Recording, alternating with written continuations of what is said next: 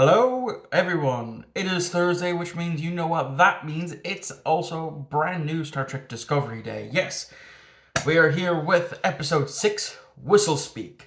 And before I get into it, if you're expecting me to bash Star Trek Discovery, you come to the wrong channel. I've said it before in my other Discovery reviews. I am a Discovery apologist. I love Star Trek Discovery. I've loved it since season 1 to season 5. Um, do I think every episode is great? No, and that's fine. Art is subjective, you know. I mean, I have the Star Trek Discovery ringtone, the theme song as my ringtone. That's how much of a Discovery fan I am. Now, let's get on to Whistlespeak. So, Whistlespeak has, the after last week's episode, with the ISS Enterprise finding the next clue, um, it's taken them a few days to figure out what's going on. What this clue is, where it's going to lead them, and they've got butt kiss. They do. They know it's a liquid from probably from a planet that cannot produce rain naturally. And so trying to figure it out, Burnham then goes to leave to either go back to the bridge or go somewhere else. And so she, beams, except she beams directly to where Kovich is, because Kovich is going to help her because he knows that she's struggling. He obviously knows the names of the researchers because that's what he gives her. He uses a real 21st century legal pad to give her the list of names of the people who worked on this and have gone and put clues everywhere. So they obviously scratch off the ones that they know of, and so they initially think of the planet Denoblia. I'm going to butcher that a lot. I just I just struggle saying that word. The species that Dr. Phlox from Enterprise is, but then they narrow it down to this planet. So they jump there. It's pre-warp, pre-industrial, um, and so that means Prime Directive is in effect. So Burnham and Tilly decide to beam down. They listen into a bunch of the stuff. Turns out these people have another form of communication. They have normal talk, and they have whistle speak, where they can pick up different phrases and meanings through whistling, which is interesting. It is very interesting to see. Now, this episode, I like it. It definitely has a TOS feel to it. A certain TOS feel to it. That might just be me. So yeah, they beam down. They go to do this race thing. Turns out that most of the planet is now covered in like dust, and very few water is there because of the person who left the bit there is built these disguised water thingamabobs that can produce actual rain for these people. And only one of these towers is left as they're going about doing their stuff. It turns out that there's 4 other towers that are no longer in operation except for this one tower, and they think that the next clue is there. So they do this race, Burnham and Tilly. Whilst also that's going on, we have a kind of B and C plot of sorts. The B plot is revolving around Hugh. He's been talking about not necessarily feeling right after the Jean Tar. I think I might not get that right. I just knocked my phaser off the table. Yeah, I have. I have a phaser. Anyway, that's besides the point. Yeah. So so Hugh is still trying to. He's got this feeling and he's not sure what it is. So he finally decides to talk to Paul about this. So he talks to him. He wants to do this scan, and this neurological scan to see if there's anything wrong with him in his brain. They do it. No. So it turns out that Paul is just having a sort of spiritual awakening of sorts. The C plot is we have Adira on the bridge. They asked to be stationed on the bridge, and you know they are struggling a bit with that when it comes to trying to help the captain figure out how to restart this uh, technology that they found inside of a rock. But eventually, Tilly and the daughter of the head honcho, win the race. They go in to speak with the gods, and turns out that they're going to be sacrificed, so that way that rain can happen. And so that is when Burnham decides, fuck this, I'm not letting Tilly die, or this other person. I'm going to break the Prime Directive, and so she beams in. She tries to explain it to this guy who isn't believing her.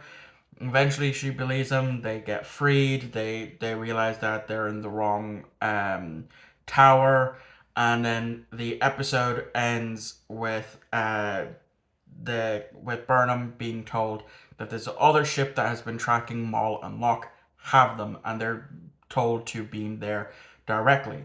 So that's the end of the episode. I like it. They have the next clue, but here's where now my issue lies. So I do have an issue, and it's mainly got to do with Maul and Bubblegum, as I'm going to be referring to him as Locke, because every time I see him, the look that they get for the Breen, the solid face anyway, looks like a chewed up bubblegum. So hence Bubblegum. I don't know. Okay, here's my issue. Discovery's way ahead. Like, I would expect, at least Maul and Locke to have at least 2 or 3 of these clues already. Have it so that way there's, Discovery has some and Maul and Locke have some. At this point, it's just Discovery. Yes, Maul and Locke still have the little disc yoke that was on the Romulan ship, but Discovery, replicated that. So that might actually come up, when it comes to finding, because they did talk about, replicating the missing pieces, see what would happen there. So my guess is, because the base that these pieces have slotted into isn't the actual piece, that means that, Maul and Locke have a slight upper hand here. But yeah, I would have thought by now, because that's how this stuff usually happens. Maul and that, if there's pieces of a puzzle that people are after, the heroes will have certain parts of it, the villains will have certain parts of it, and in the end, it'll end up with the heroes with all the parts. That's how things usually go. Not in this case, however. In this case, it seems that Discovery is just getting them all. And I do have an issue with that, because there's no real stakes here. Because yes, we have seen a potential future version of if Maul and Locke had gotten other pieces, they would have found the progenitor tech and would have sold it onto the Breen to free themselves, and then the Breen would have went on a mad rampage. I honestly don't think that would have happened.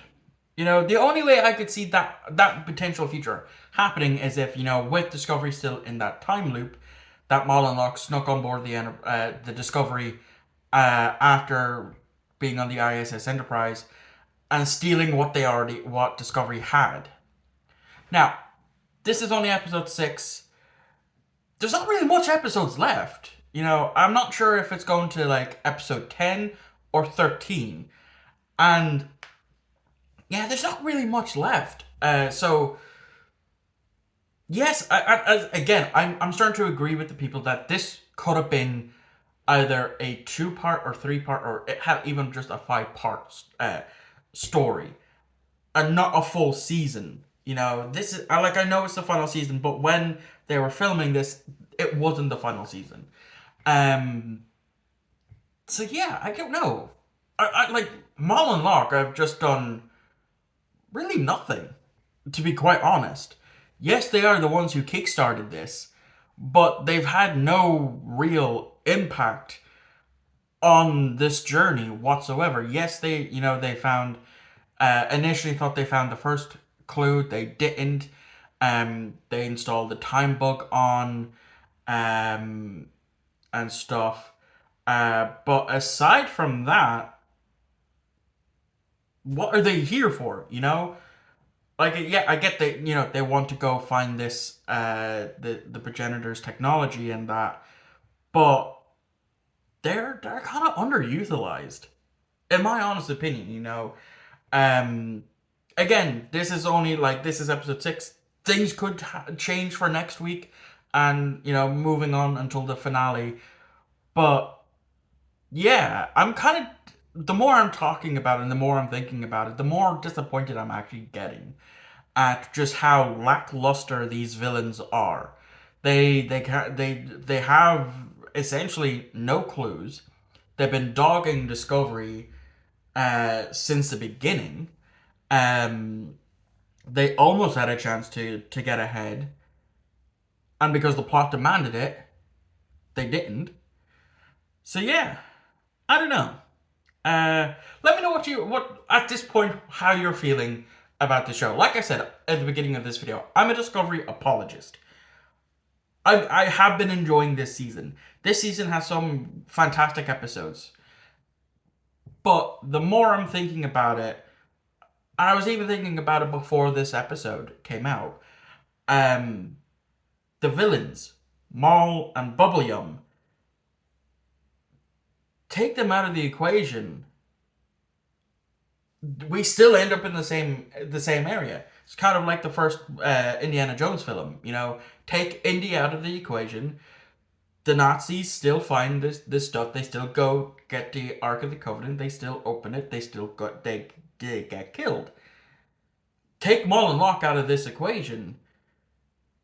Yes, they did find the Romulan vessel, but Discovery was initially on that path. They would have found it. They would have deciphered it. They would have moved on. They would have started to find the clues and stuff. They would have had the book. So yeah, I don't know. That's going to wrap up this video. Again, let me know how you're feeling at this point in the series. Um, and I will see you all tomorrow for another classic Doctor Who review. And then, of course, I'll see you on Saturday for the weekly pickups. So thank you all for watching. I hope you enjoyed, and I'll see you all on the next upload.